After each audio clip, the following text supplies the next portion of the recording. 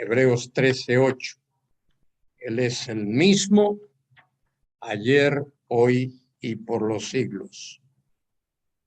Él no cambia. Él no cambia en su ser, en su naturaleza, en su esencia.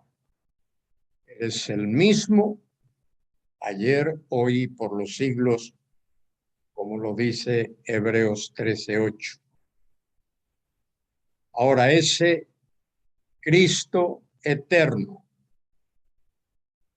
quien es Dios,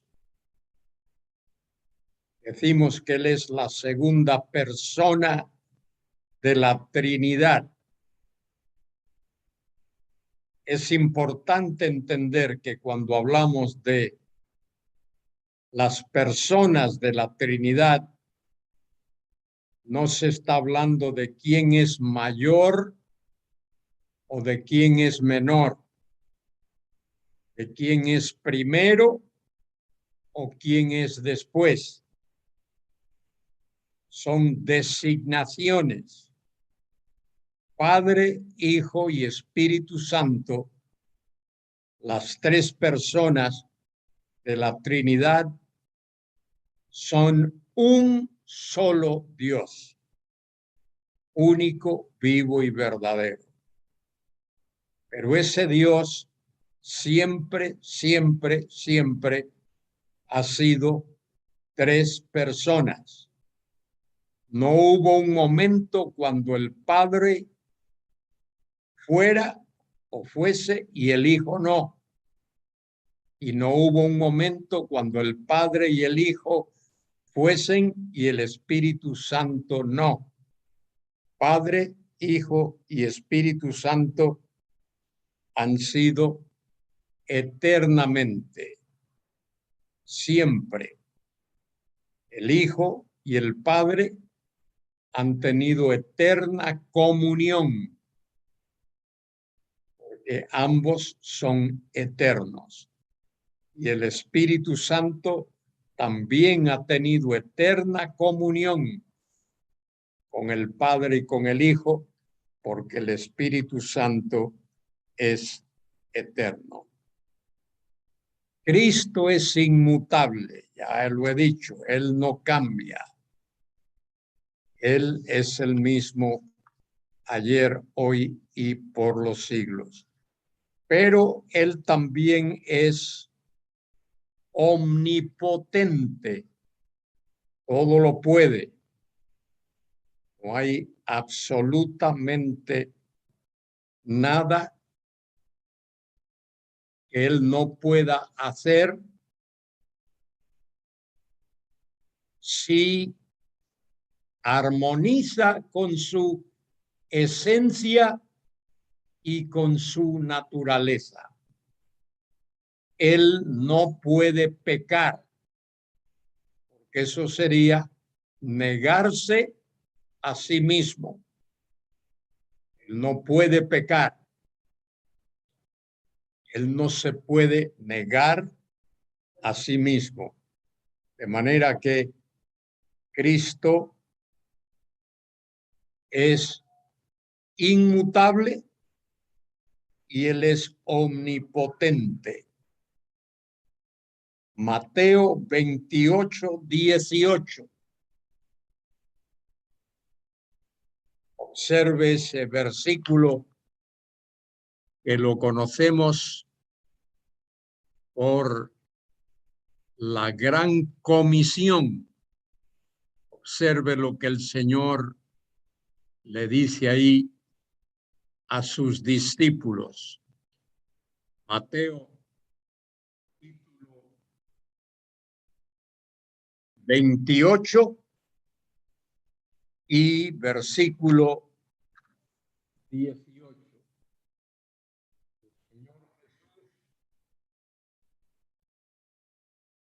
El Señor Jesús se acercó a los discípulos y les dijo: toda potestad me es dada o me ha sido dada en el cielo y en la tierra. De manera que el Cristo glorioso, triunfante, que vino, que se encarnó, que murió en la cruz, que resucitó de los muertos y ha sido exaltado a la diestra del Padre, posee toda potestad. La palabra potestad significa autoridad. Una palabrita griega muy interesante, exousia. Exousia significa autoridad o potestad. Y el Señor dice, toda potestad, toda autoridad me ha sido dada en el cielo y en la tierra. Y sobre esa base, el hecho de que Él tiene autoridad, tiene potestad en el cielo y en la tierra, manda, dice, por tanto, id y haced discípulos a todas las naciones. Quizá la sintaxis ahí me suena a mí mejor. Por tanto, id a todas las naciones y haced discípulos, bautizándolos en el nombre del Padre y del Hijo y del Espíritu Santo, y enseñándoles que guarden todas las cosas que os he mandado. Y he aquí yo estoy con vosotros todos los días hasta el fin del mundo, o hasta el fin de la edad, hasta el fin de esta era. Él promete estar con nosotros hasta el fin, con los suyos hasta el fin. Tremenda declaración del Señor Jesucristo. Por tanto, id y haced discípulos. Ese fue el mandato que el Señor dio a sus apóstoles, de ir a todas las naciones, y ellos cumplieron ese mandato. Y la iglesia que el Señor estableció después de su resurrección y su ascensión a la gloria con la venida del Espíritu Santo. El Espíritu Santo vino al mundo después de la muerte y resurrección del Señor. El Espíritu Santo vino. ¿Qué hizo el Espíritu Santo? ¿Cuál es la misión del Espíritu Santo?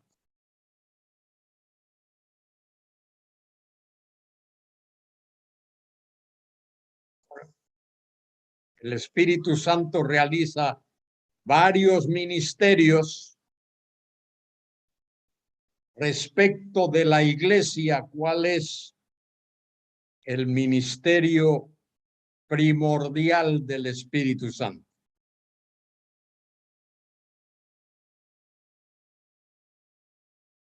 ¿Alguien quiere participar? Que me diga, hermano o hermana.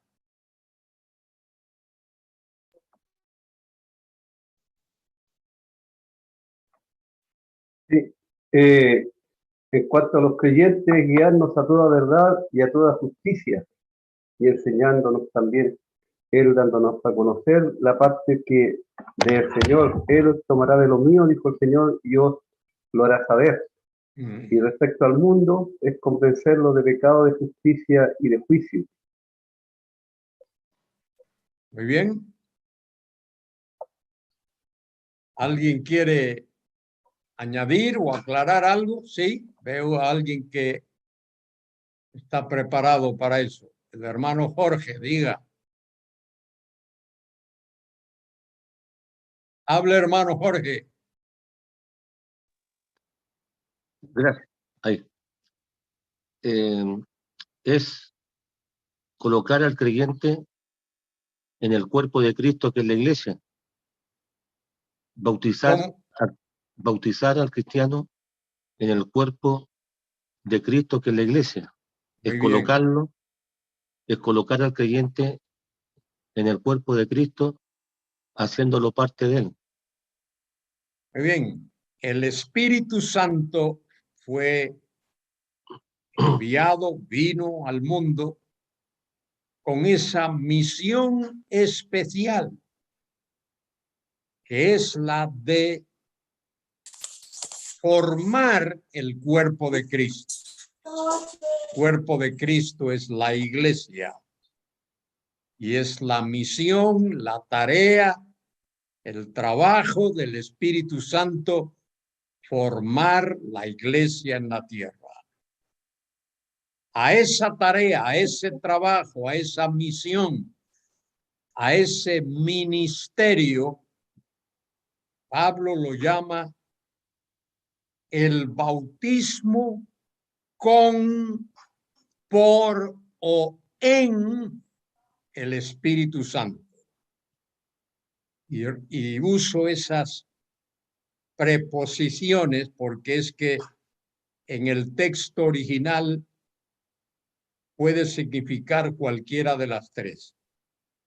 El Espíritu Santo vino a bautizar a creyentes en el cuerpo de Cristo, a colocarlos en el cuerpo de Cristo. De manera que cuando una persona cree en Cristo, en el momento de creer,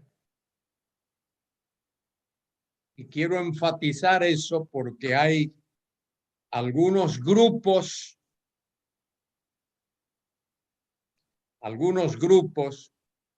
que creen que el bautismo del Espíritu Santo ocurre después. ¿Cuánto tiempo después? Según algunos. Según esos grupos. ¿Cuánto tiempo después ocurre el bautismo del Espíritu Santo en la opinión de algunos grupos sectarios que tenemos dentro de la fe cristiana?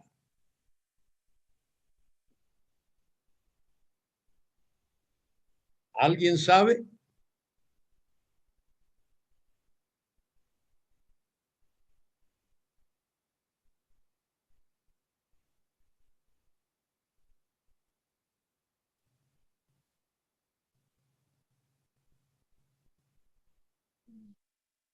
Seguro que la hermana Joana se recuerda. Algunos grupos dicen que luego del bautismo en agua, que entonces ahí los bautizaron con Espíritu Santo y fuego. Bueno, hay algo muy particular que esas personas,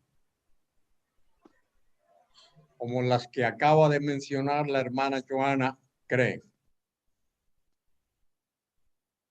No hay nadie que haya oído hablar de esto.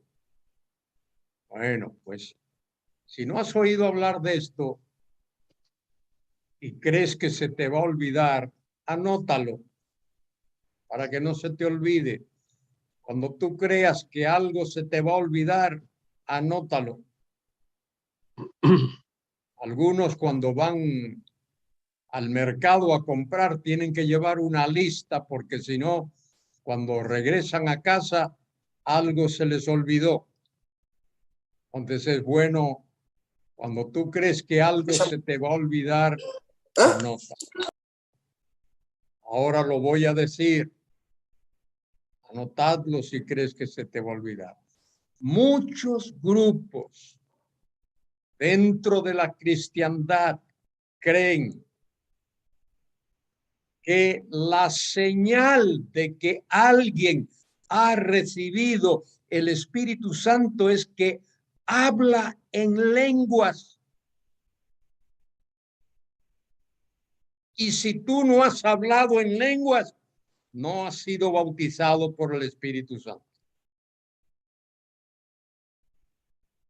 Y en algunas reuniones, en algunos cultos, yo he estado en algunos de esos, de visita, por curiosidad, llevan a las personas a la plataforma y le insisten, y le insisten, y le insisten.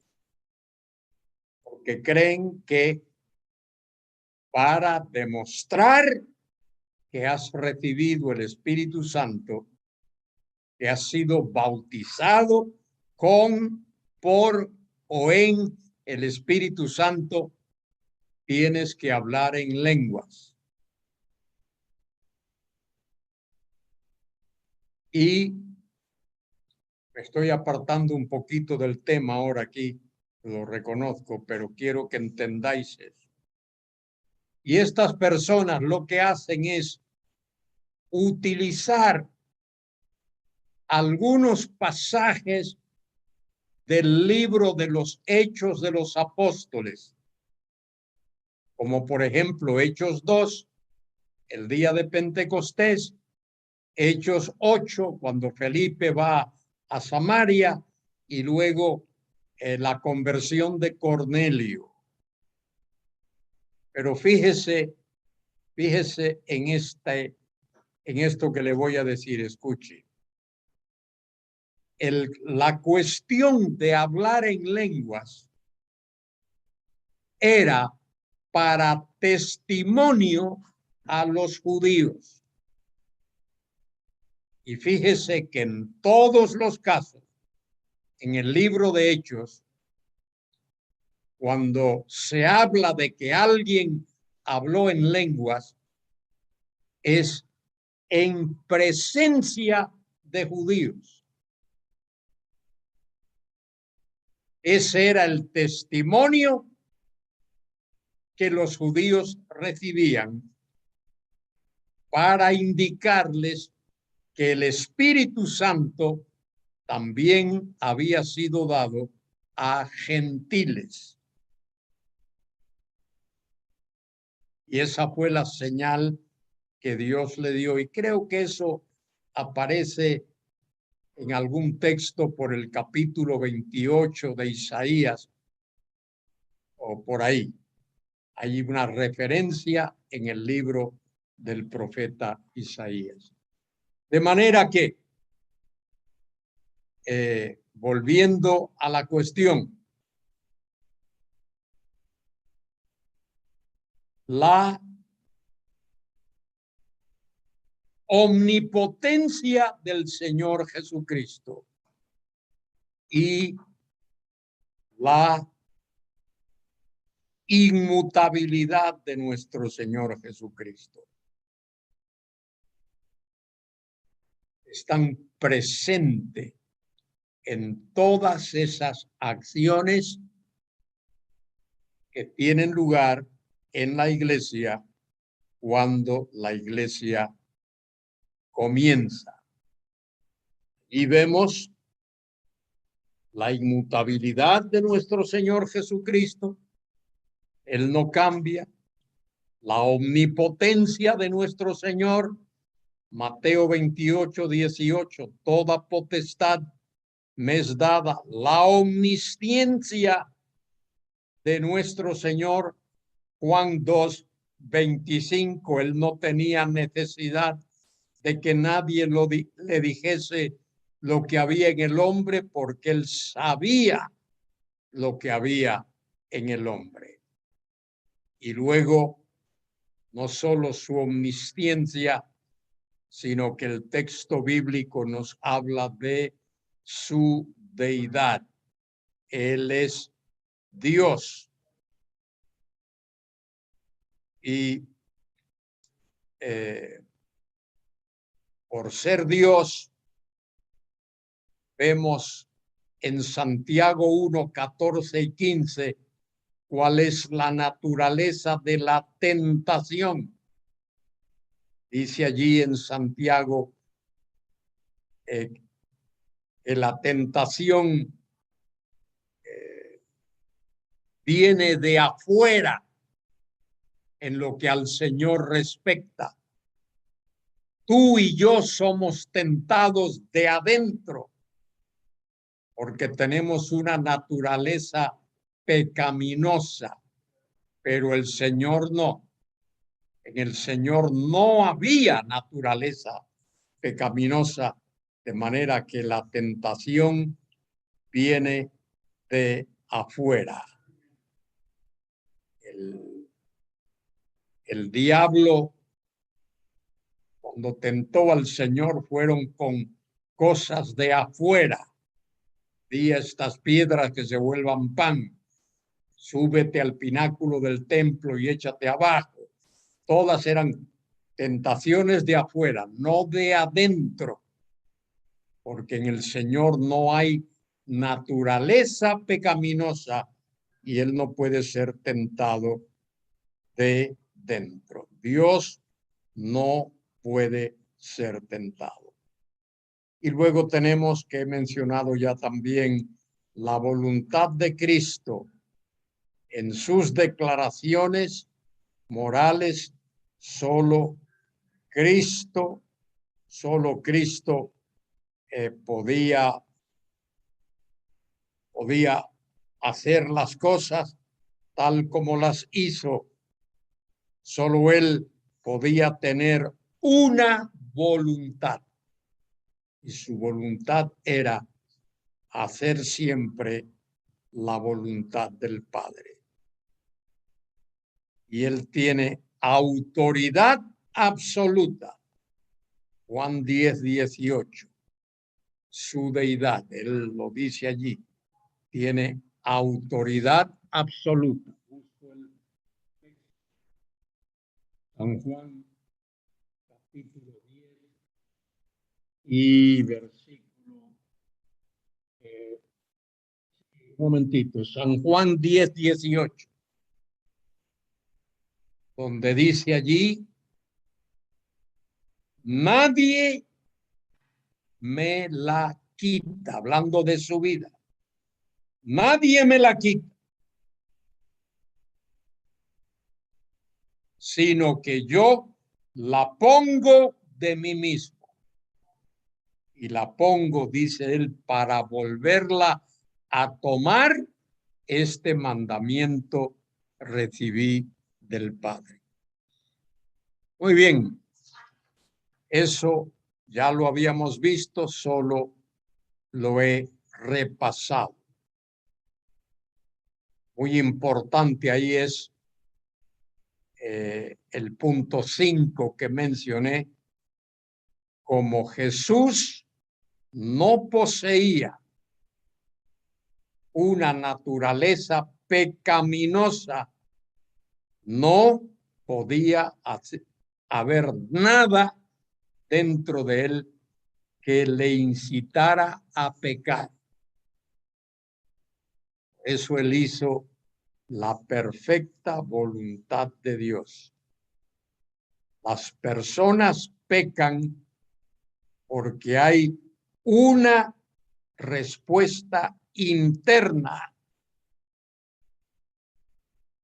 una respuesta dentro suyo, y esa respuesta es la de la naturaleza pecaminosa.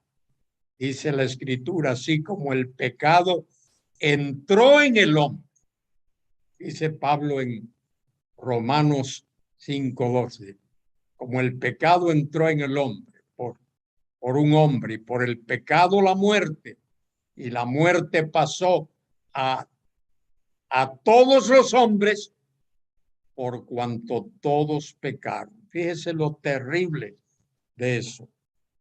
Cuando Adán pecó, toda la humanidad pecó. Porque en Adán Dios había creado a toda la humanidad. Y Pablo dice en Romanos que en Adán todos pecamos. Y en Cristo todos somos vivificados. Muy bien. ¿Alguna duda hasta aquí? ¿Alguna pregunta? ¿Algo que alguien no entendió?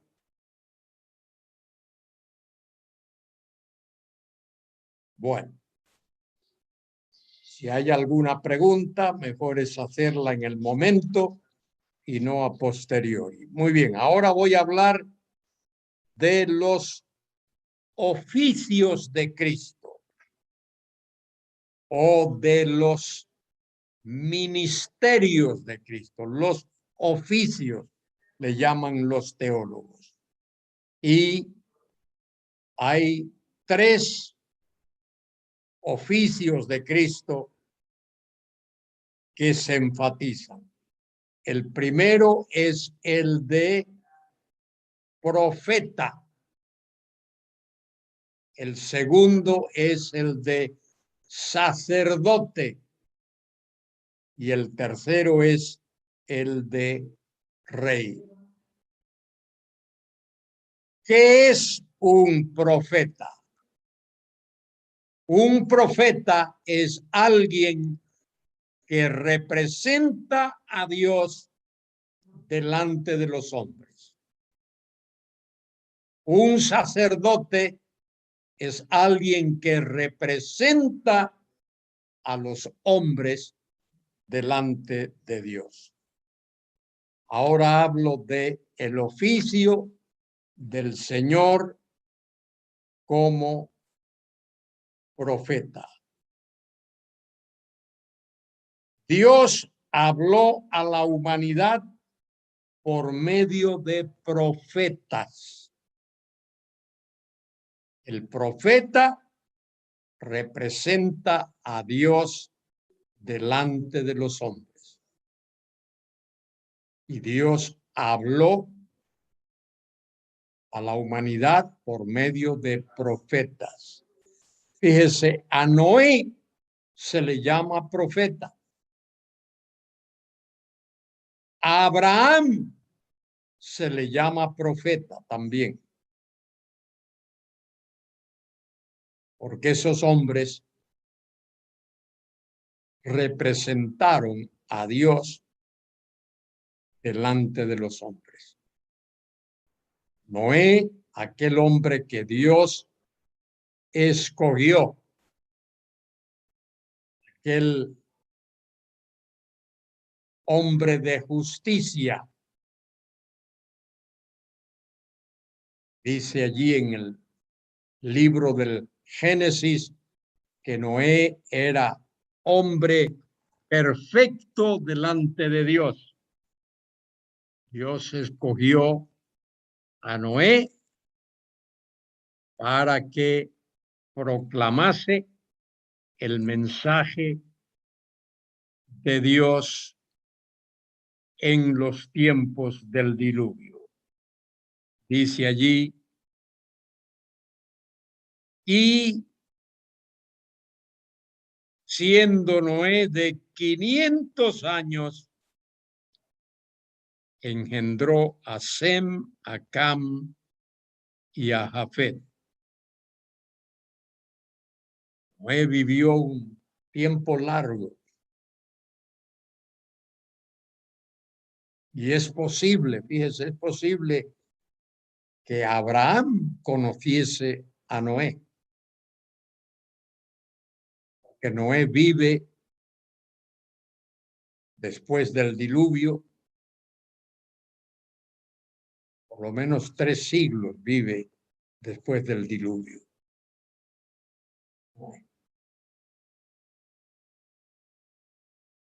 Noé habla por Dios, es el vocero de Dios. Y en los tiempos de la tremenda corrupción, fíjese cómo comienza allí el capítulo 6 del Génesis. Aconteció que cuando comenzaron los hombres a multiplicarse sobre la tierra y les nacieron hijas,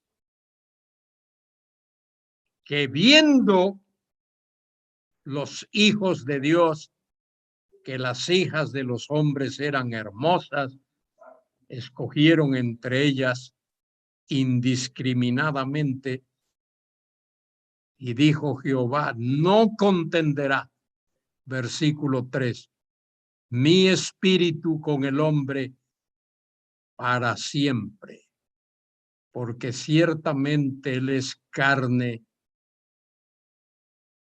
mas serán sus días 120 años.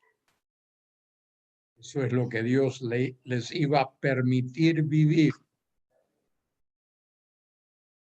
Es más, Dios les dio el periodo del diluvio y Noé estuvo predicando la justicia de Dios durante todo aquel tiempo.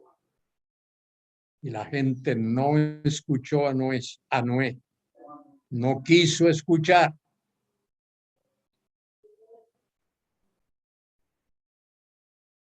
Entre paréntesis, ¿qué le decía Noé a la gente en aquellos tiempos?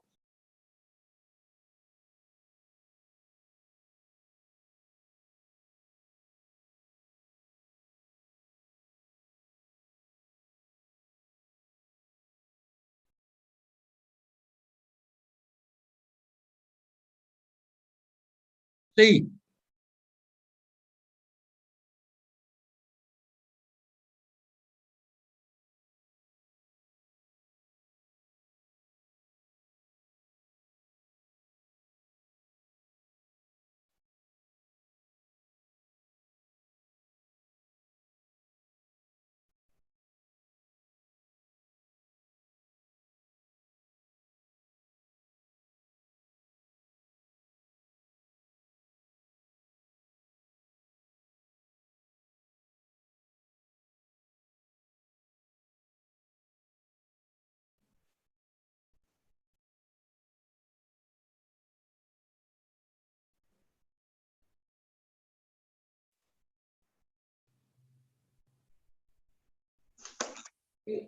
Sí, dijo que iba a haber un diluvio, que Dios iba a mandar un diluvio.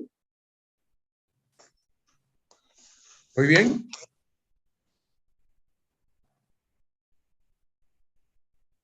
¿Alguien más?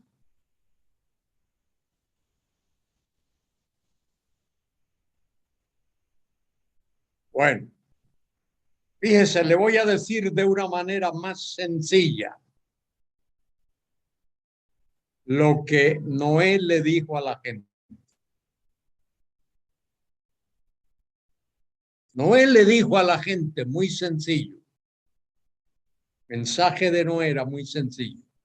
Señores, va a llover.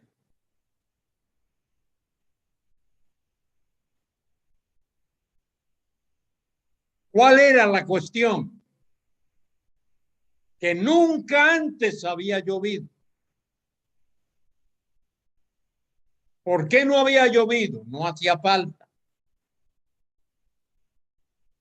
Dice en el Génesis que la tierra se alimentaba de una especie de vapor que brotaba, que surgía de la misma tierra. Pero antes de eso, no ha llovido como suele llover ahora. De las nubes.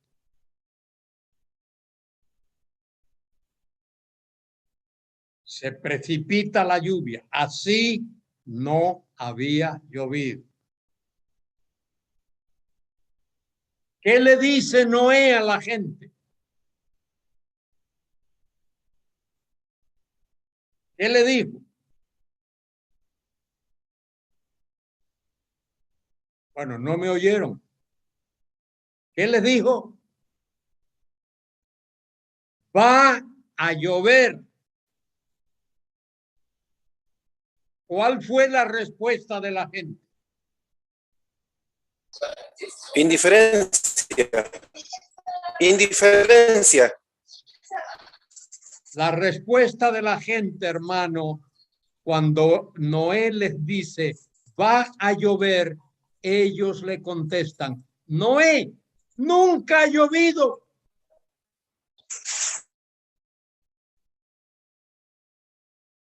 Esa es la respuesta de la gente. Noé les dice, va a llover. Ellos dicen, nunca ha llovido. Como nunca ha llovido, pues no va a llover. Y Noé estuvo predicando 100 años, señores, va a llover. Y durante esos 100 años, ¿qué hacía Noé? Construía el arca. Construir el arca, y la gente diría, qué estúpido es este hombre. ¿Para qué está construyendo un arca si nunca ha llovido?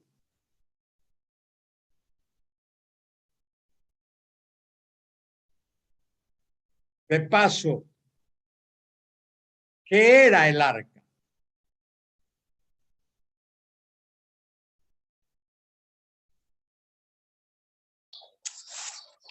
En el fondo era un barco. No era un barco porque no tenía timón ni eje, pero era parecido a un barco. Lo que Noé construyó era una casa enorme que tenía plantas. Planta baja o sótano, planta del medio y planta alta. Era una casa. Le llamaríamos hoy, tú y yo, una casa flotante.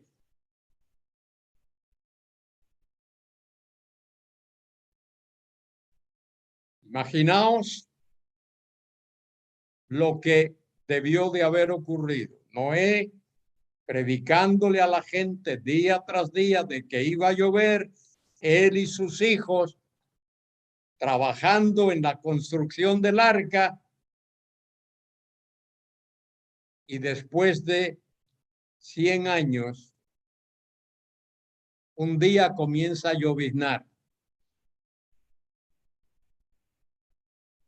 La gente ya no hace caso y llueve un poco más fuerte y un poco más fuerte.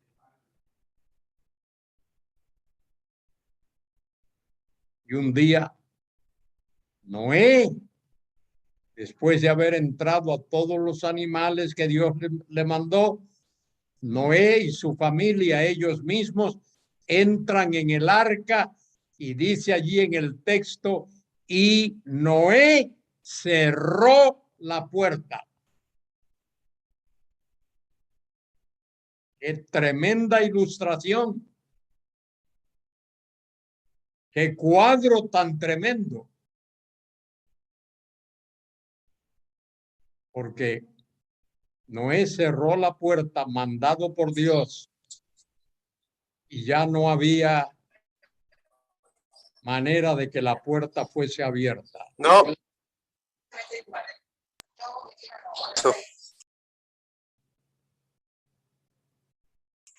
Está mal eso. No, negativo, está malo. A ver. Eso está mal. Está mal. A ver, explíquelo usted. Para los demás. No, nunca cerró la puerta, no te oigo, hermano mío. La puerta la cerró Dios, no la cerró Noé. Noé no cerró la puerta. Exacto. Pero Dios cerró la puerta por medio de Noé. Noé hizo pasar a todos los animales. Y Dios dijo, se acabó, no más. Fíjese bien en el texto ahí.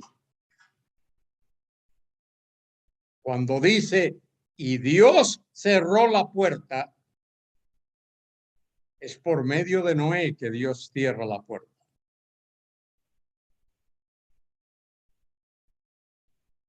Es orden divina, orden de Dios.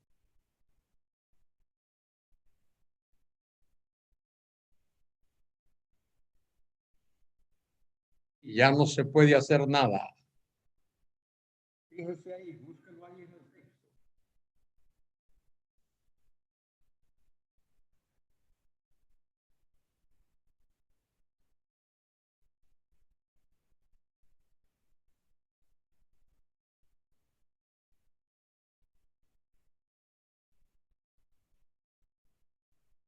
Dios cerró la puerta, pero Dios usa a Noé. Porque cuando Dios cierra, nadie abre. Y cuando Dios abre, nadie cierra. Lo dice el libro del Apocalipsis. Muy bien. Dios tiene autoridad absoluta sobre todas las cosas. Tal como explica ahí el texto. Sí, cuando me aparto un poquito, el micrófono que tiene este ordenador no es lo suficientemente fuerte.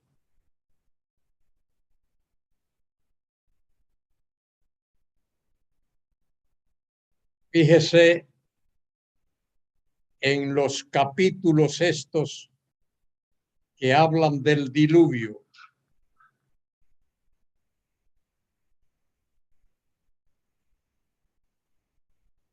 Dios dice en el versículo 13, dice Dios a Noé, he decidido el fin de todo ser, porque la tierra está llena de violencia, llena de violencia, llena de maldad. Y Dios más adelante dice, versículo 18, mas estableceré mi pacto contigo y entrarás en el arca, tú y tus hijos, tu mujer y las mujeres de tus hijos contigo, y de todo lo que vive, de toda carne, 2 de cada especie, es decir, por parejas. Y luego, versículo 22, y lo hizo así Noé, hizo conforme a todo lo que Dios le mandó. Una de las cosas que vemos en Noé es absoluta obediencia. Y luego, como decía el hermano, y observamos en los versículos 15 y 16, vinieron pues con Noé al arca de 2 en 2 de toda carne en que había espíritu de vida. Y el versículo 16, versículo clave. Y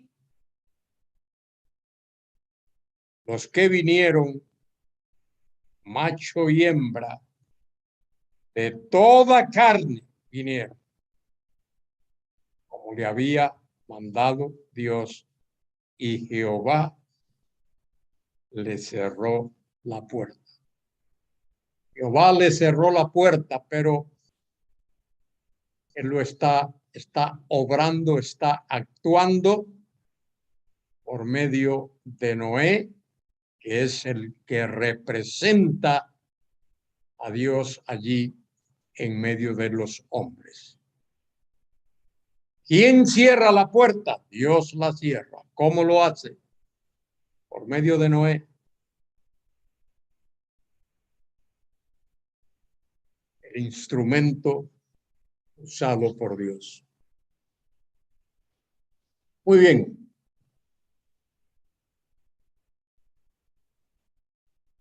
Los oficios de Cristo. Profeta, sacerdote y rey. Dios habló a la humanidad por medio de profetas. El oficio de profeta se estableció en Deuteronomio 18:15. Podemos buscar ese texto, Deuteronomio 18, del 15 al 18.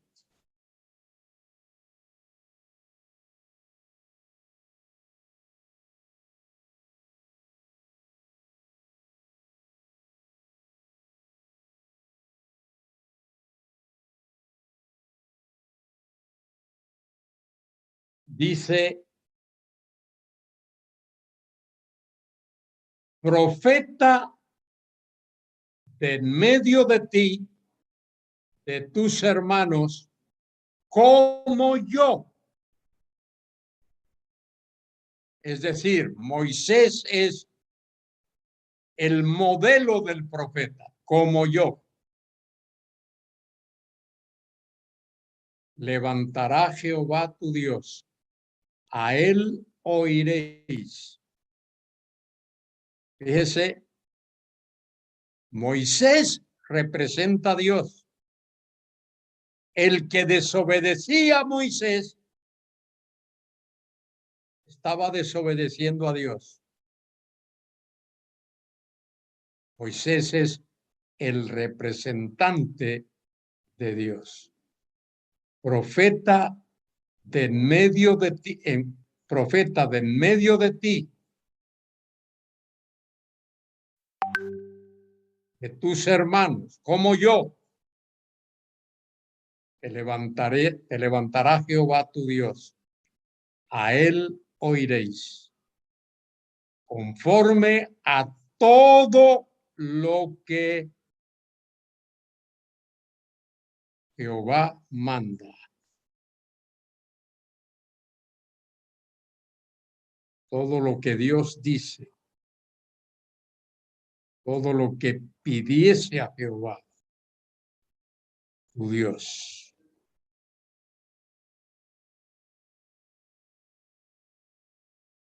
Por eso el que desobedecía a Moisés, desobedecía a Jehová. Y Jehová me dijo: han hablado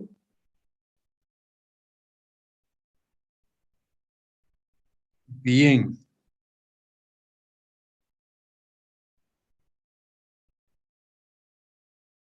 En lo que han dicho.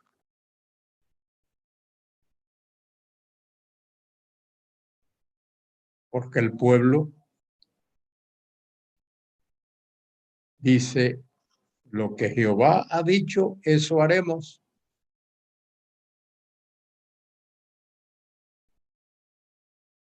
Se comprometen a obedecer lo que Dios dice, pero luego no lo cumplen.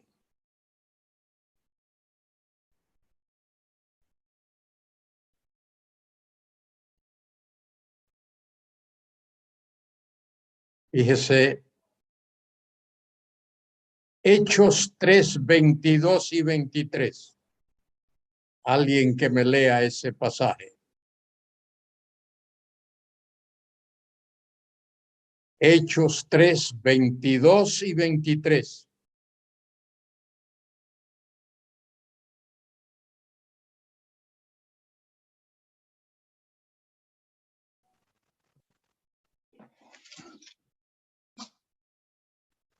Hechos 3, 22 y 23. Porque Moisés dijo a los padres: el Señor vuestro Dios os levantará profeta de entre vuestros hermanos, como a mí. A él oiréis en todas las cosas que os hable. Y toda alma que no oiga a aquel profeta será desarraigada del pueblo. Muy bien, el profeta representa a Dios. El que desobedecía al profeta, desobedecía a Dios. Él es el representante de Dios.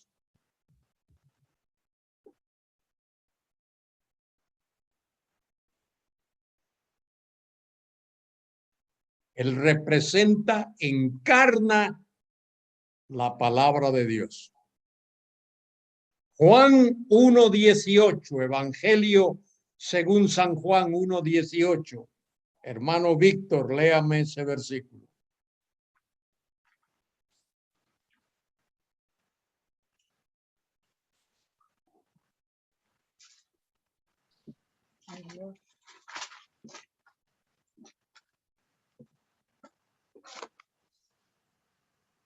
Juan 1:18. A Dios nadie le vio jamás. El único Hijo que está en el seno del Padre, Él le ha dado a conocer. Muy bien. A Dios nadie le vio jamás. Y se está hablando ahí, se habla de Dios Padre. A Dios Padre nadie le vio jamás.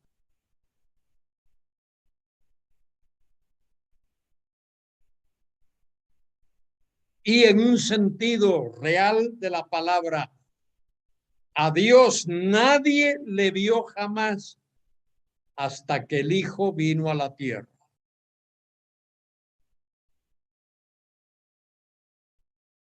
Por eso dice, a Dios nadie le vio jamás. El único, el que está en el seno del Padre, es decir, en la intimidad con el Padre, Él le ha dado a conocer. San Juan 1:18. A Dios nadie le vio jamás. Nunca. Jamás ahí significa nunca.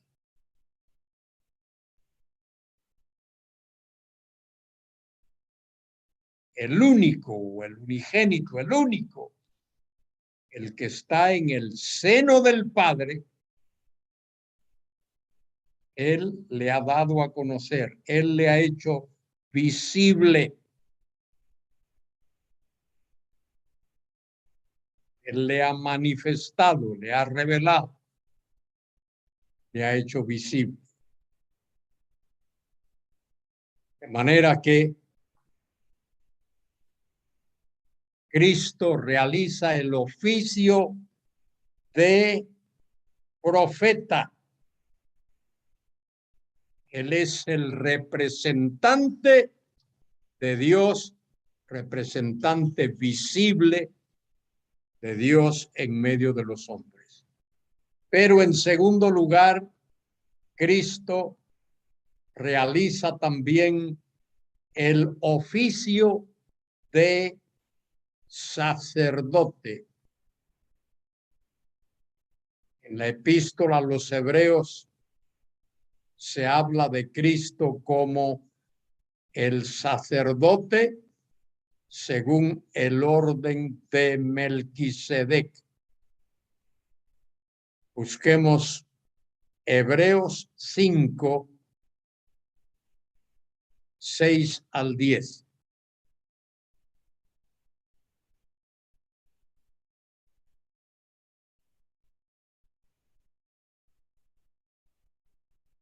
Si alguien lo encuentra, por favor que lo lea.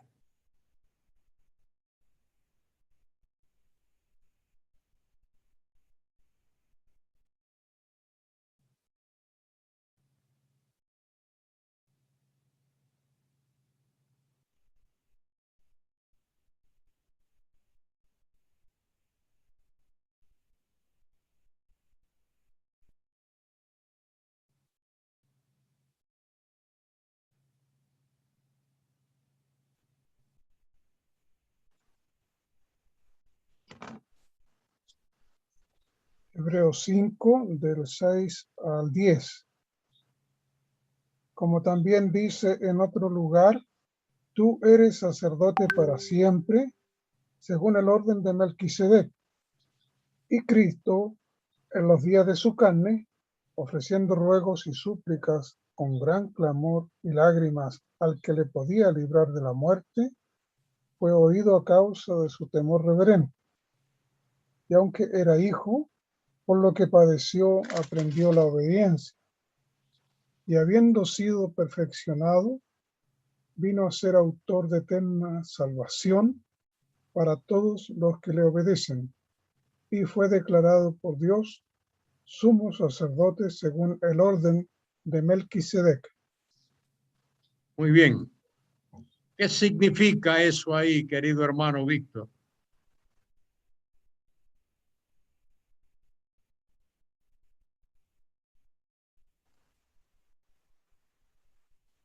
Que iba a ser un sacerdote con las mismas características de Melquisedec, que no tenía genealogía, apareció en Génesis como una persona única en ese carácter.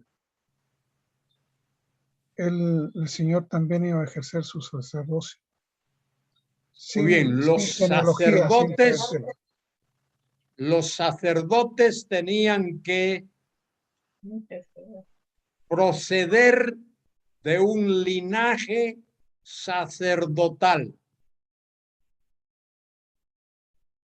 Un sacerdote tenía que ser hijo de un sacerdote, que a su vez era hijo de otro sacerdote. Tenía que haber un linaje sacerdotal.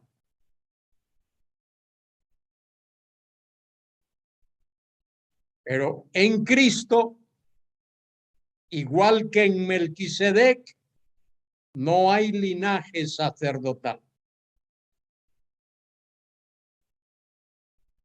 Melquisedec fue el único en su familia que fue sacerdote.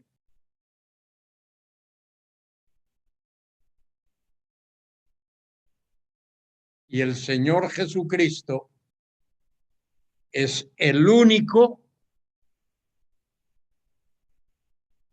digamos, en su familia que fue sacerdote.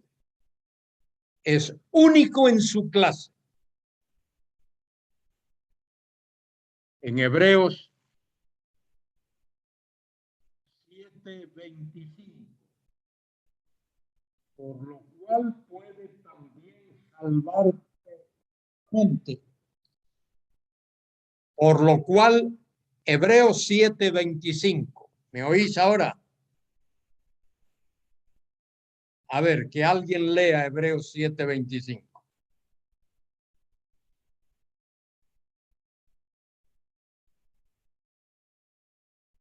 Hebreos 7:25 dice, por lo cual puede también salvar perpetuamente a los que por él se acercan a Dios. Por lo cual puede también salvar perpetuamente a los que por él se acercan a Dios, viviendo siempre para interceder por ellos. Muy bien, viviendo siempre para interceder por ellos. Él es único en su clase. Y añade, porque tal sumo sacerdote nos convenía, santo, inocente, sin mancha, apartado de los pecadores y hecho más sublime que los cielos. Jesucristo, igual que Melquisedec, fue único en su clase. No hubo otro como él. Hebreos 7:11. Ahí podemos leerlo.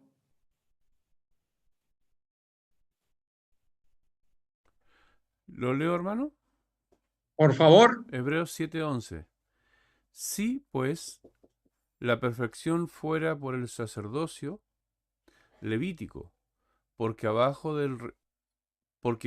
él recibió el pueblo de la ley. ¿Qué necesidad habría aún de que se levantase otro sacerdote, según el orden de Melquisedec, y que no fuese llamado según el orden de Aarón? Muy bien, vamos a leer ese versículo otra vez, querido hermano. Lo leo de nuevo. Sí, vale. Si pues la perfección fuera por el sacerdocio No. Si pues la perfección fuera, ¿ah? ¿Sí? Quítale el pues por un momentito. Si la perfección fuera por el sacerdocio Si la perfección fuera, sigue ahora. por el sacerdocio levítico, porque bajo él recibió el pueblo la ley, ¿qué necesidad habría aún de que se levantase otro sacerdote, según el orden de Melquisedec, y que no fuese llamado según el orden de Aarón? Muy bien, esa es la cuestión. Si por medio del sacerdocio levítico fuese la perfección, no haría falta un sacerdote que fuese según el orden de Melquisedec. Y dice la escritura que Cristo fue sacerdote según el orden de Melquisedec y no según el orden de Aarón. Fíjese bien por qué el autor de Hebreos está diciendo eso. El autor de Hebreos está diciendo eso, está escribiendo eso. Porque la gente, el pueblo, los lectores a quienes él escribe estaban apegados al sacerdocio arónico. Y lo que el escritor está diciéndoles es que el sacerdocio arónico no perfecciona, no produce el resultado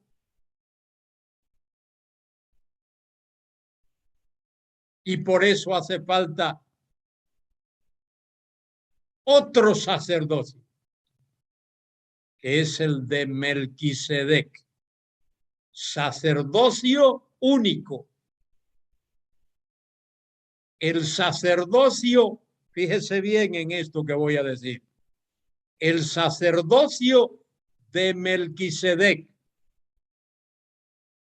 comienza y termina con Melquisedec.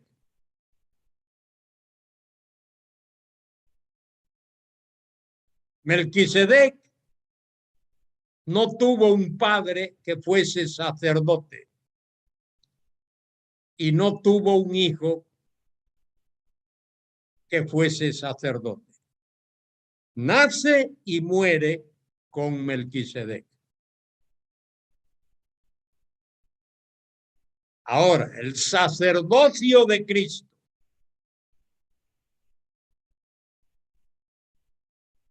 es según el orden de Melquisedec, pero la diferencia es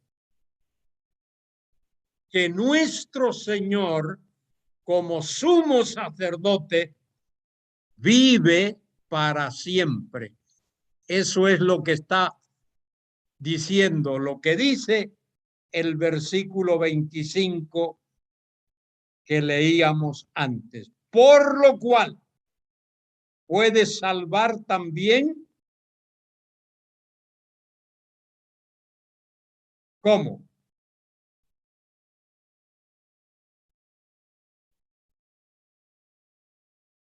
¿Cómo salva?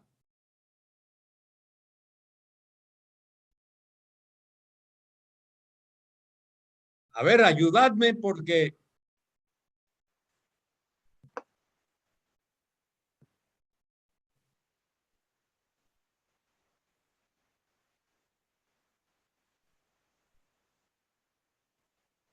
Perpetuamente, hermano.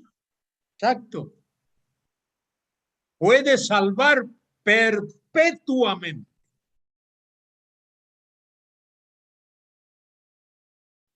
¿Por qué?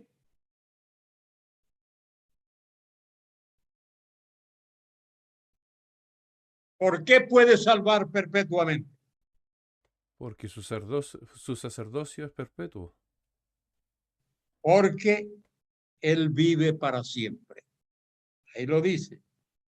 A los que por Él se allegan a Dios, viviendo siempre para interceder por ellos. ¿Cuándo se cambiaba el sacerdote? Cuando moría. El sumo sacerdote moría, había que poner otro sumo sacerdote.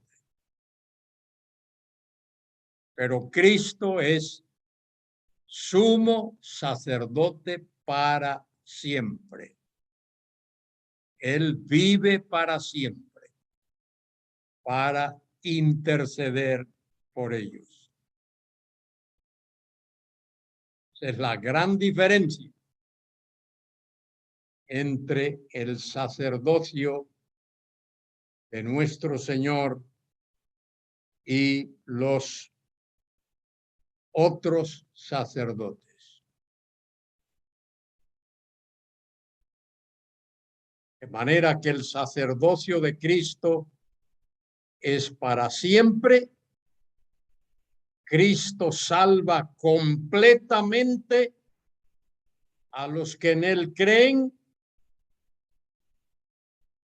y Cristo no tiene pecado. En Él no hay pecado. Y además de eso, Cristo hizo o perfeccionó ese sacerdocio con su sacrificio, que es uno, es único y es por siempre. Hebreos 10:12. Observad, leedme ahí Hebreos capítulo 10 y versículo 12.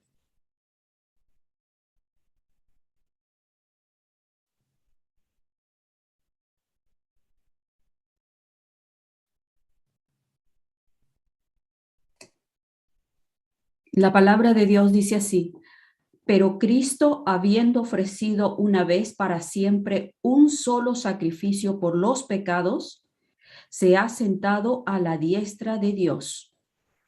Muy bien, hermana Carmen, explíqueme qué está diciendo el autor ahí. Que Cristo ofreció una sola vez por los pecados. Él fue ese sacrificio, Él fue esa ofrenda por el pecado. Y ahora está sentado a la diestra de Dios Padre, un lugar de autoridad, de honor, la diestra Muy de bien. Dios. El sacrificio de Cristo fue total. Totalmente. Fue total y fue final. No solo fue total, sino que fue final. Y es único. Y como usted acaba de decir correctísimamente, Él ahora está sentado en el lugar de honor. Amén. La diestra es el lugar de honor. Y allí, desde allí, Él intercede por nosotros para siempre como nuestro grande y sumo sacerdote. Alguien ha dicho que cuando el acusador de los hermanos nos acusa delante de Dios, tenemos al abogado, que es nuestro Señor Jesucristo, para defendernos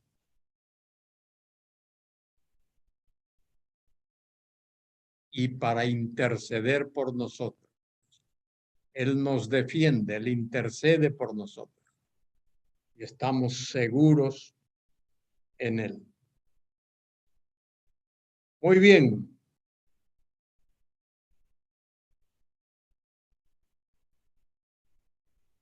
¿Alguna pregunta? Si todavía hay profetas en el día de hoy. Respuesta a esa pregunta que ha sido hecha en alguna otra ocasión. Hoy no hay profeta. Porque tenemos la revelación completa de Dios. ¿Qué hacía el profeta? Representar al hombre delante de Dios.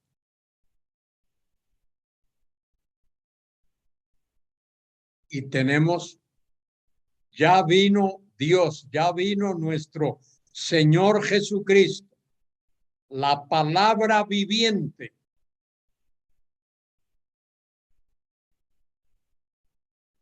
Y tenemos la palabra escrita, las escrituras. Imagínese usted cuál era la misión del profeta.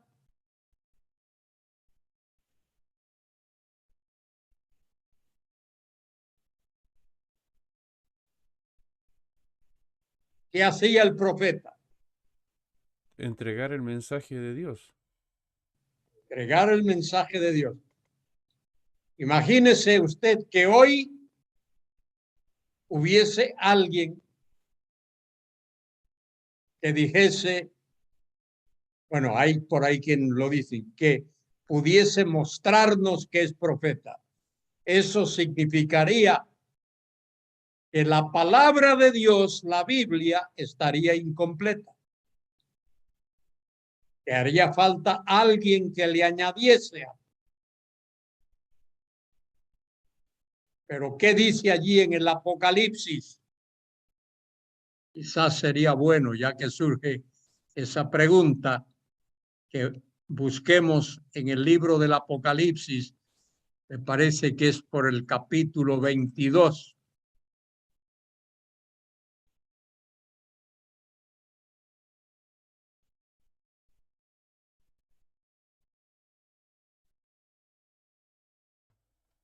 Muy bien, el versículo 18. Léelo, hermano Cristian. Yo testifico a todo aquel que oye las palabras de la profecía de este libro. Si alguno añadiere a estas cosas, Dios traerá sobre él las plagas que están escritas en este libro. ¿Y el 19? Y si alguno quitare de las palabras del libro de esta profecía, Dios quitará su nombre del libro de la vida y de la santa ciudad y de las cosas que están escritas en este libro. Muy bien, y probablemente este libro no solo se refiera al Apocalipsis, sino a todo lo que es el canon. El canon es el conjunto, la totalidad de los libros escritos bajo la dirección y supervisión del Espíritu Santo. De manera que no le podemos añadir nada al libro, a la palabra de Dios, a la revelación que nos ha sido dada, que está completa.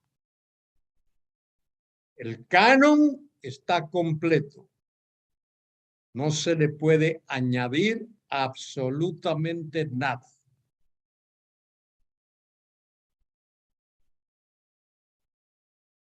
De ahí salta una pregunta, hermano, que yo sé que la ha respondido otras veces, cuando dice el apóstol, y él dio a algunos el ser apóstoles, a otros profetas, a otros evangelistas y a otros pastores y maestros.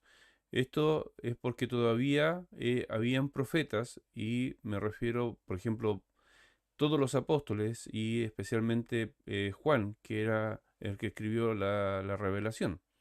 Y los apóstoles también, ¿cierto? Sí, en el Nuevo Testamento, antes de la completación del canon, hubo profetas. Por ejemplo, en la iglesia en Corinto, allí se peleaban por esa cuestión. La iglesia en Corinto, por el año 52, 54 de la era cristiana, allí había profetas y había maestros.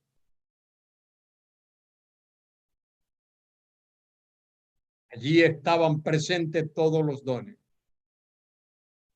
Pero cuando muere el último de los apóstoles, el apóstol Juan, que muere entre el año 95 y el año 100, el canon queda cerrado.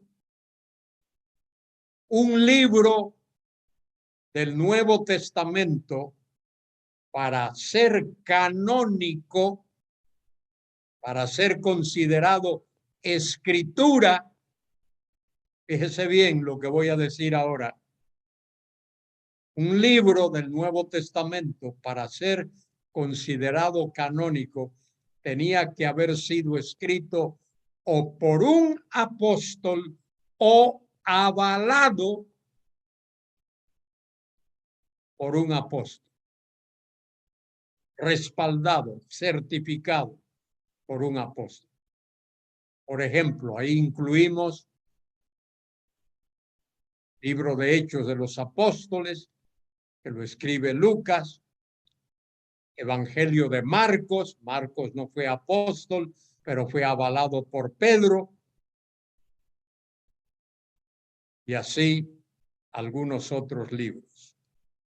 Los libros del Nuevo Testamento, mire, fueron recibidos.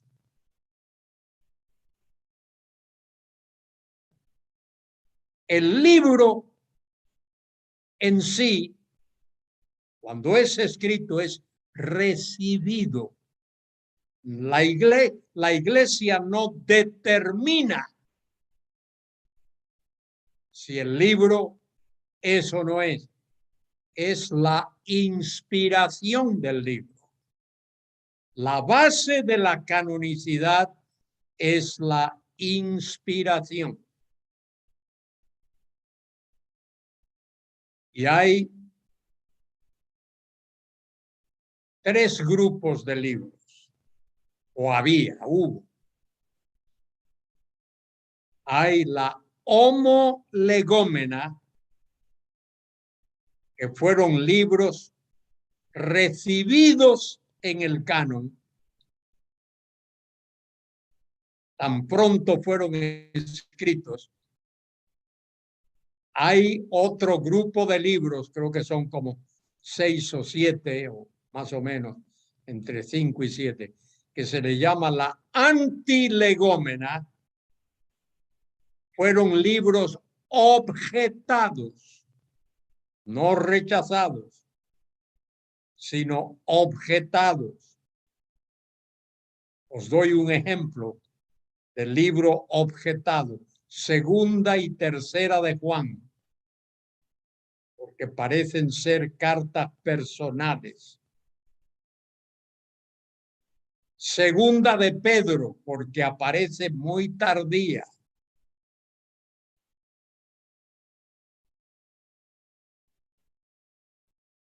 Santiago, por ejemplo, otro libro. Porque Santiago no era uno de los 12 apóstoles, el autor de la epístola. Era el medio hermano del Señor. Y así hubo como 5 libros del Nuevo Testamento, 5 o 6, que fueron objetados, no rechazados, hasta que todas las dudas, todas las preguntas fueron contestadas y todas las dudas fueron resueltas.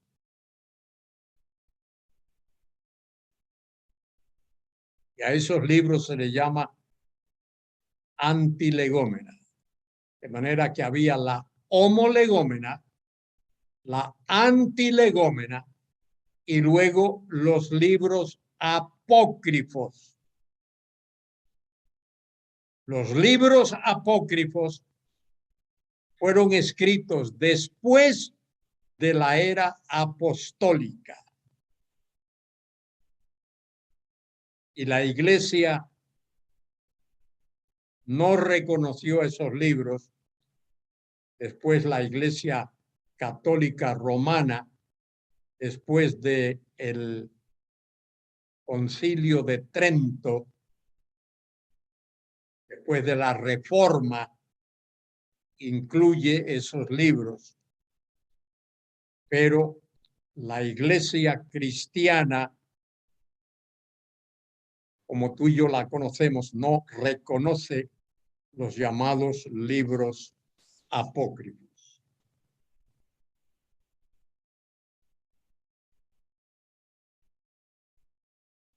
¿Cómo vamos de tiempo, hermano?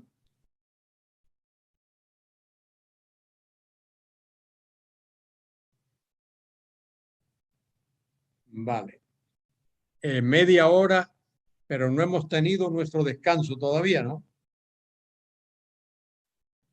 ¿Qué prefieres? ¿Que tomemos el descanso? No, yo como el canon lo determina.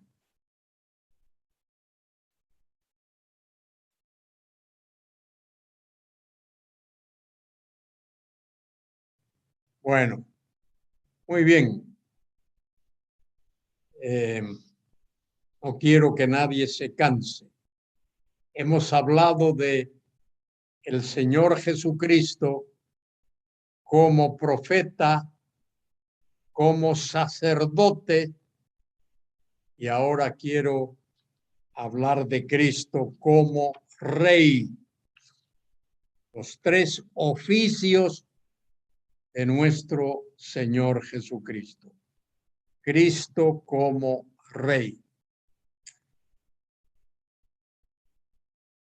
Vamos a buscar algunos textos aquí que considero importantes. El primero de ellos es Génesis 49:10.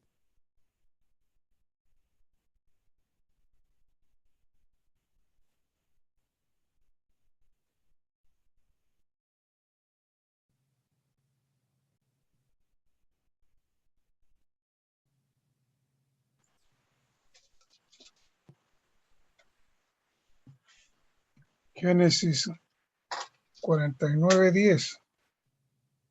No será quitado el cetro de Judá, ni el legislador de entre sus pies, hasta que venga Silo, y a él se congregarán los pueblos. Muy bien, esta es una profecía pronunciada por Jacob antes de su muerte. Jacob menciona algo respecto de cada uno de sus hijos, comenzando con Rubén, el mayor de ellos. Y luego en el versículo 10 habla de el cuarto de los hijos. 9 y 10, pero particularmente en el versículo 10. Dice, no será quitado el cetro de Judá. El cetro se refiere al derecho de reinar. El trono con la corona para reinar. No se quitará el cetro de Judá, ni el legislador de entre sus pies, el dador de la ley, el legislador, hasta que venga Silo. Silo es una palabra rara y la mayoría de los expertos entienden que es una referencia al Mesías. Silo, aquel que tiene el derecho. ¿El derecho de qué? El derecho de reinar. Hasta que venga Silo, y a él se congregarán los pueblos.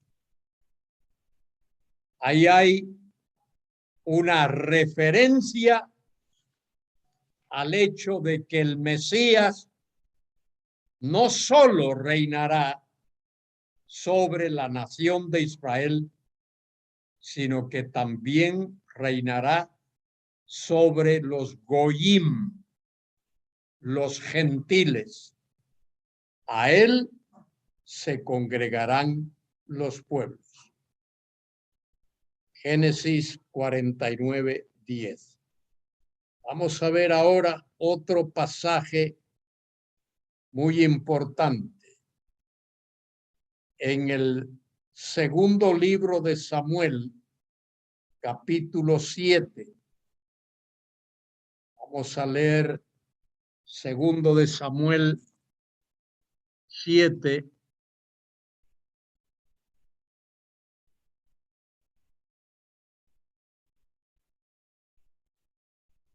Y vamos a comenzar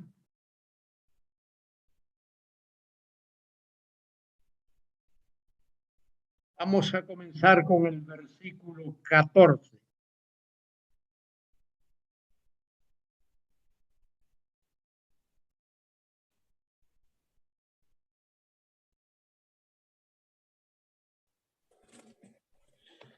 Amén. Empezamos en el 14. ¿Me escuchan bien? Muy bien, hermano. Amén. Dice así. Segunda Samuel 7:14. Yo le seré a él padre y él me será a mí hijo. Y si él hiciere mal, yo le castigaré con vara de hombres y con azotes de hijos de hombres. ¿Sigo, hermano? Sigue. Pero mi misericordia no se apartará de él como la aparté de Saúl, la cual quité de delante de ti. Y será afirmada tu casa y tu reino para siempre delante de tu rostro, y tu trono será estable eternamente. Conforme a todas estas palabras y conforme a toda esta visión, así habló Natán a David.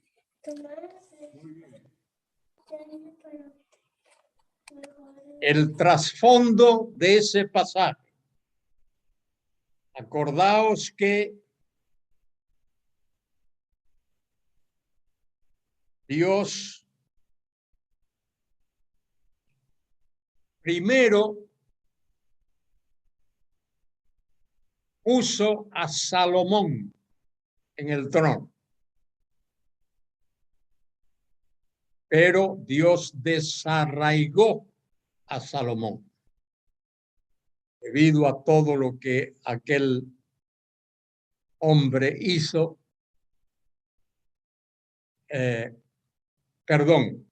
A Saúl quise decir.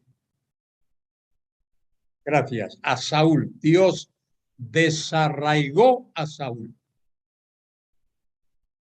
Dios no le permitió que siguiese en el trono. Y Dios entonces hizo pacto con David.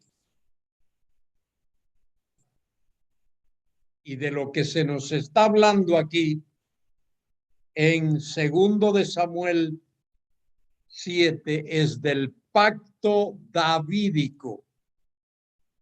Después de que Dios desarraigó a Saúl, ¿de qué tribu era Saúl? Bueno, mientras lo pensáis, de la tribu de Benjamín. Dios desarraigó a Saúl, quien era de la tribu de Benjamín, y Dios escogió a David, de la tribu de Judá. Fíjese la relación. El versículo que leímos, Génesis 49:10, el cetro no se apartará de Judá, ni el dador de la ley de entre sus pies, hasta que venga Silo, y a él se congregarán los pueblos. De manera que ahora Dios escoge a David y hace pacto con David. Observe ahí lo que dice en el versículo 14.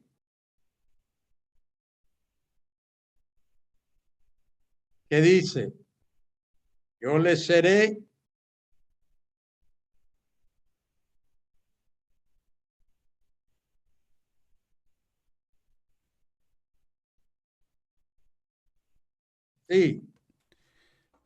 Yo le seré a él padre, y él me será a mí hijo. Y si él hiciere mal, yo le castigaré. Ahí, vamos despacio. Y si él hiciere mal, Saúl hizo mal. ¿Y qué pasó con Saúl? Lo sacó del trono. Lo desarraigó. Pero dice ahora aquí, y si él hiciere mal, ¿qué cosa? Yo le castigaré con vara de hombre y con azotes de hijos de hombres. Versículo 15. Pero mi misericordia no se apartará de él como la aparté de Saúl, al cual quité delante de ti. Y quité delante de ti, es decir, pero mi misericordia no se apartará de él. Ahora, versículo 16. Hay ahí tres palabras importantes. Y será afirmada tu casa y tu reino. Casa. Ponle un circulito ahí a la palabra casa. ¿Qué más? Y tu reino. Ponle otro círculo a la palabra reino. Para siempre delante de tu trono. Y trono. Casa, reino, trono. Esas son las tres palabras clave ahí. Casa, reino y trono. Dios escogió a David. Y fíjese de dónde salió David.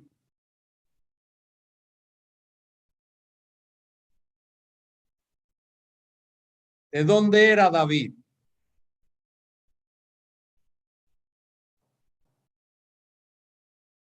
De Belén. De Belén. ¿De cuál Belén?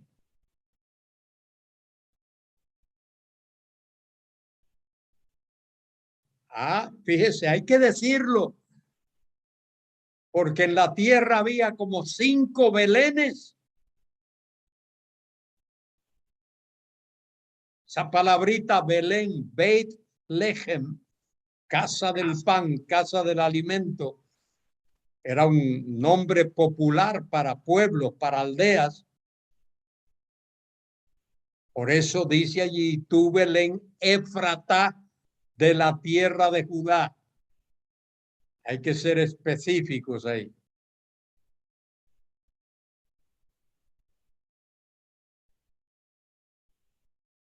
¿Con qué se relaciona eso? Con Génesis 49:10. Lo que Jacob le dijo a sus hijos.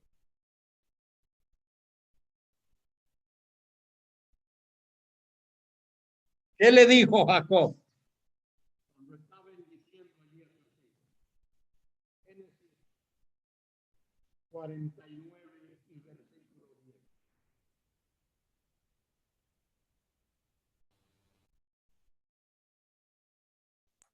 Con el cetro de Judá. Dice, no será quitado el cetro de Judá. El trono, la autoridad para reinar. Y fíjese cómo se cumple eso.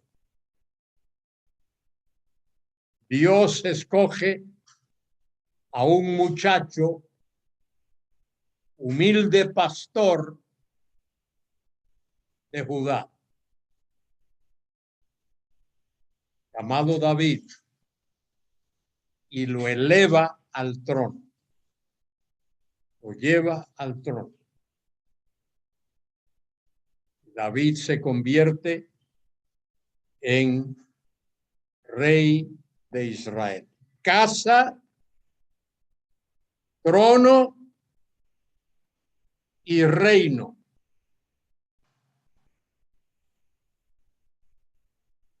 Eso es lo que vemos ahí. Génesis 49:10. Y ahora observe segundo de Samuel 7:16 que hemos visto.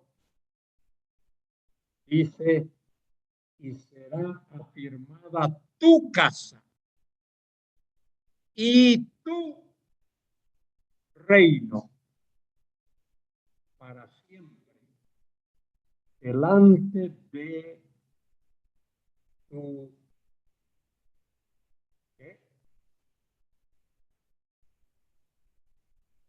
tu casa, tu reino y tu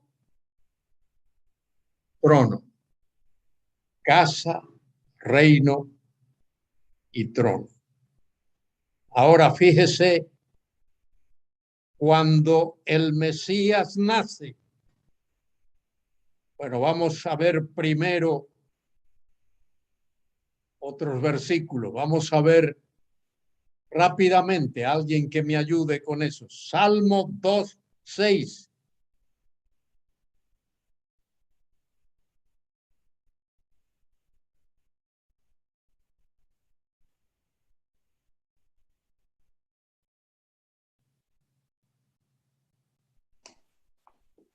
Pero yo he puesto mi rey sobre Sión, mi santo monte. Muy bien, yo he puesto mi rey sobre Sión. Fíjese que ese es propósito de Dios. Propósito de Dios es tener a alguien en la tierra que lo represente. Y ese es ese rey que la ha escogido. Salmo 110, por favor, alguien que me busque. Salmo 110.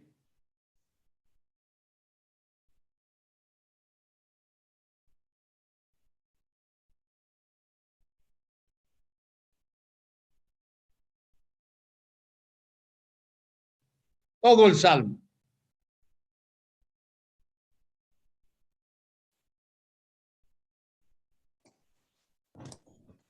Jehová dijo a mi Señor, siéntate a mi diestra, hasta que ponga a tus enemigos por estrado de tus pies. Jehová enviará desde Sión la vara de tu poder. Domina en medio de tus enemigos. Tu pueblo se te ofrecerá voluntariamente en el día de tu poder. En la hermosura de las santidades del seno de la aurora tienes tú el rocío de tu juventud. Juró Jehová y no se arrepentirá. Tú eres sacerdote para siempre según el orden de Melquisedec. El Señor está a tu diestra, quebrantará a los reyes en el día de su ira. Juzgará entre las naciones, las llenará de cadáveres, quebrantará las cabezas en muchas tierras. Del arroyo beberá en el camino, por lo cual levantará la cabeza. Muy bien, hermana Carmen, gracias. Fíjese que ahí se habla prácticamente de los tres oficios, de profeta, de sacerdote y de rey de nuestro Señor. Y fíjese cómo comienza ese salmo, que de paso ese es el salmo que el Señor le presenta a sus paisanos judíos en Mateo 22, cuando le pregunta, ¿de dónde viene el Mesías? ¿Quién es? Y ellos ni siquiera saben decir. Y mire lo que dice ahí, Jehová dijo a mi Señor. Jehová dijo a mi Adonai. La palabra Señor ahí es la palabra Adonai. Siéntate a mi diestra hasta que ponga a tus enemigos por estrado de tus pies. Un cuadro del Señor exaltado, sentado a la diestra del Padre, hasta el día cuando Dios ha de intervenir y el Mesías, ese que está sentado a la diestra del Padre, sea enviado y sus enemigos sean colocados como estrado de sus pies. Fíjese, otros tremendos versículos. El pasaje de Isaías 9, versículos 6 y 7. Isaías 9, versículos 6 y 7. Esos versículos que generalmente son citados en los días de Navidad, fíjese que son mucho más amplio. Isaías 9, versículos 6 y 7. ¿Alguien los lee? Ya, hermano. Léalo. ¿Se escucha bien? Sí. Porque un niño nos es nacido, hijo nos es dado, y el principado sobre su hombro. Y se llamará su nombre admirable, consejero, Dios fuerte, Padre eterno. Lo dilatado de su imperio y la paz no tendrán límite sobre el trono de David y sobre su reino, disponiéndolo y confirmándolo en juicio y en justicia desde ahora y para siempre. El celo de Jehová de los ejércitos hará esto. Muy bien, hermano. Fíjese.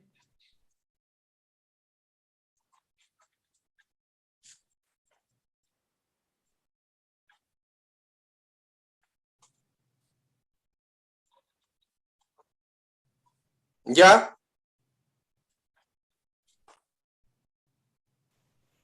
Porque un niño nos es nacido, hijo nos es dado, y el principado sobre su hombro, y se llamará su nombre admirable, consejero, Dios fuerte, Padre eterno, príncipe de paz. Lo dilatado de su imperio y la paz no tendrán límite sobre el trono de David y sobre su reino, disponiéndolo y confirmándolo en juicio y en justicia desde ahora y para siempre. El celo de Jehová de los ejércitos hará esto. Qué tremendo pasaje, hermana Carmen. Tremendo pasaje. Fíjese cómo comienza.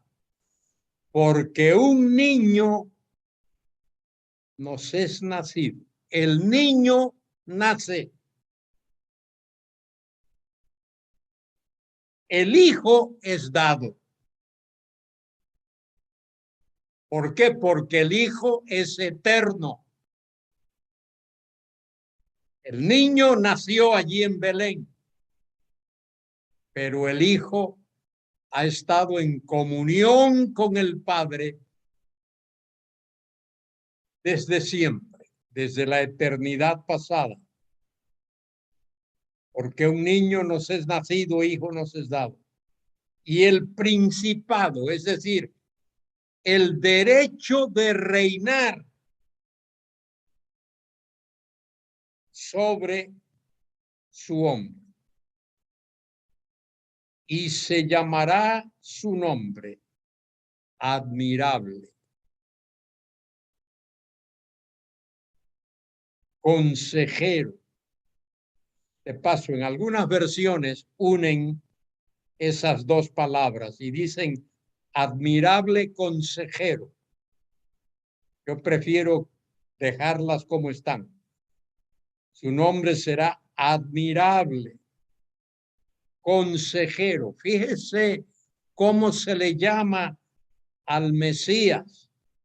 Admirable consejero, Dios fuerte. Y luego dice Padre eterno, que literalmente es Padre de la eternidad. Ese Padre eterno ahí es Padre de la eternidad. Príncipe de paz. Él es príncipe de paz. Él es nuestro shalom. Él es nuestra paz. Lo dilatado de su imperio, de su reinado y la paz no tendrán fin.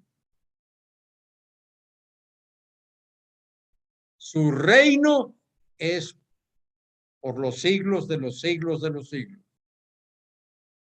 Y será un reino de paz.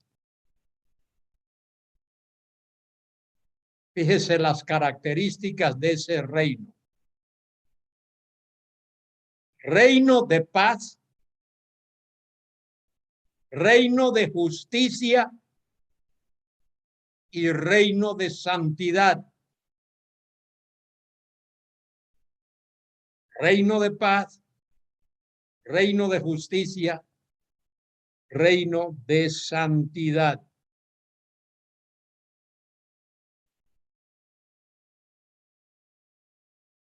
Lo dilatado de su imperio y la paz no tendrán fin.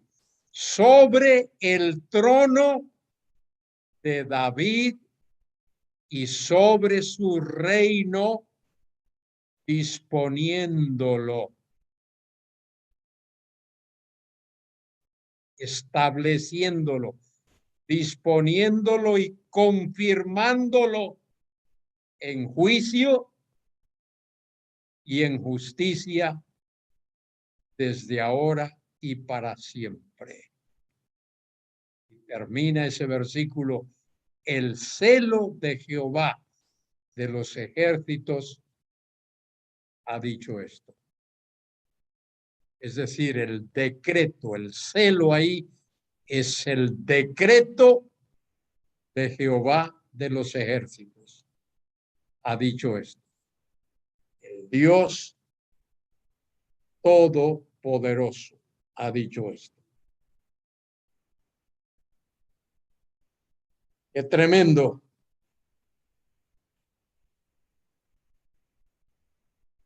Es lo que Dios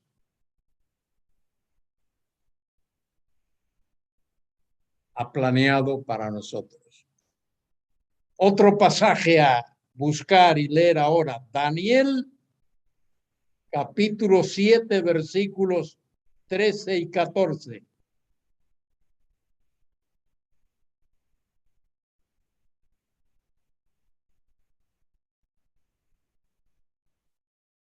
13 y 14. 13 y 14. Miraba yo en la visión de la noche, y aquí con las nubes del cielo venía uno como un hijo de hombre, que vino hasta el anciano de días, y le hicieron acercarse delante de él, y le fue dado dominio, gloria y reino, para que todos los pueblos, naciones y lenguas le sirvieran. Su dominio es dominio eterno, que nunca pasará, y su reino, uno que no será destruido. Tremendos versículos, ¿eh? Sí, hermano. Hablando del el reino glorioso de nuestro Señor Jesucristo. Daniel miraba en la visión de la noche, y aquí con las nubes del cielo venía uno como un hijo de hombre. Fíjese que esa es la expresión que el Señor Jesucristo usa para referirse a sí mismo en los evangelios. Él se llama a sí mismo el Hijo del Hombre. Pero fijaos que el Hijo del Hombre es un ser celestial. Hijo del Hombre es un ser celestial. Él aparece como el Hijo del Hombre. Cuando Sadrach, Mesach y Abed-Negó fueron echados en el horno ardiendo en los días de Nabucodonosor, dice que el mismo Nabucodonosor, en lugar de 3, veía 4 personas. Y uno de ellos, dice, tenía la semejanza de Hijo del Hombre, ser celestial, allí con los discípulos con los siervos del Señor, con Sadrach, Mesach y Abed-Negó. Aquellos 3 jóvenes, compañeros de Daniel, que dieron tremendo testimonio. ¿Qué tremendo testimonio dieron cuando lo llevan delante de Nabucodonosor? Y Nabucodonosor les dice: ¿estáis dispuestos a arrodillaros delante de mí? Si no, os echo en el horno ardiente. Y la respuesta de ellos fue: Rey, tú tienes potestad para hacer lo que quieras. No te contradecimos. Es tu potestad, pero no nos vamos a arrodillar. Y no se arrodillaron.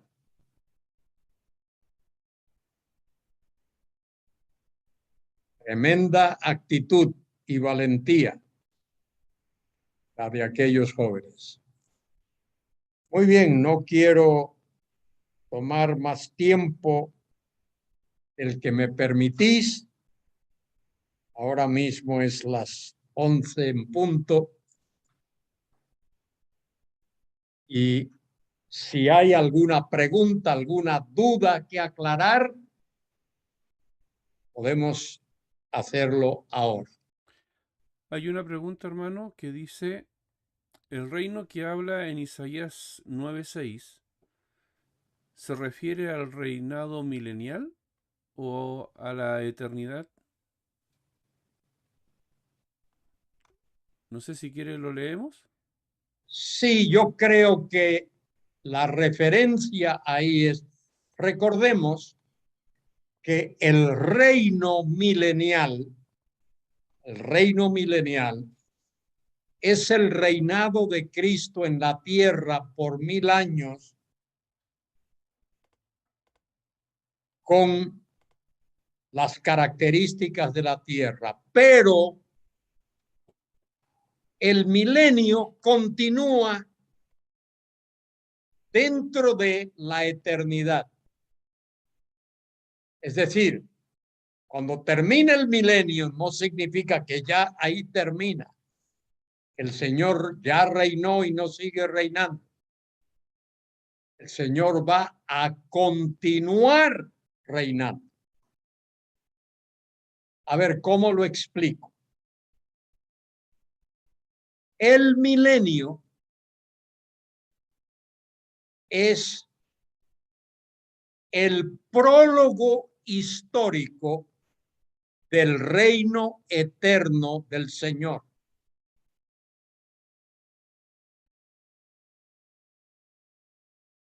¿O no me expliqué? El milenio es el prólogo histórico. ¿Qué quiero decir con prólogo histórico? Es el periodo donde el tiempo cuenta. Después del milenio, el Señor sigue reinando, pero ya en la eternidad. Los 1000 años son el prólogo histórico y creo que ese prólogo histórico, ese milenio donde el tiempo cuenta, es cuando Dios ha de cumplir las promesas que hizo a Abraham. ¿Cuáles promesas? Te voy a bendecir a ti y a tu simiente. Y en ese milenio, esos 1000 años, el Señor va a bendecir específicamente a la simiente de Abraham en cumplimiento de las promesas que él hizo a Abraham dentro del tiempo y dentro de la historia y en medio de los hombres.